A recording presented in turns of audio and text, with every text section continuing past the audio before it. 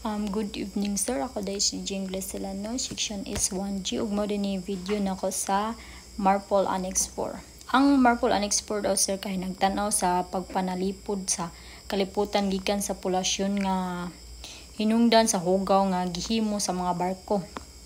Then nagbutang kini og mga international nga pamalaod alang sa pagagos sa hugaw ngadto sa dagat.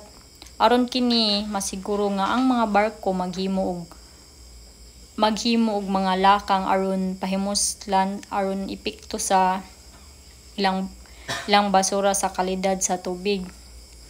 Sumala sa annexer, ang mga barko daw kay kinahanglan adunay mga sistema sa pagtambal sa hugaw nga nagtagbo sa mga tukmang pamantayan sa pagperform sa dili pa nila ipagawas ang ginatratar nga hugaw ngadto sa dagat.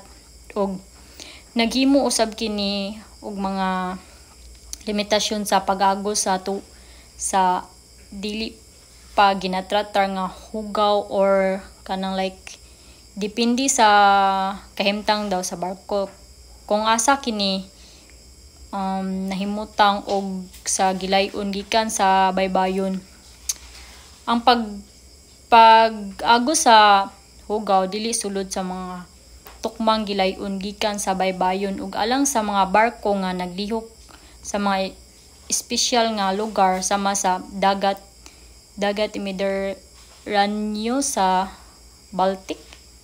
Mas strikto pa ang mga regulasyon nga tuyo sa kini. Ang regulasyon mao ang pagpapalipod sa kanang ecosystem sa dagat gikan sa kadawat nga dala dili ginatratar nga hugaw ug ang pagpalambo sa mga limpyo nga dagat ug mas maayong pagdumala sa basura sa mga barko. Mara to sir.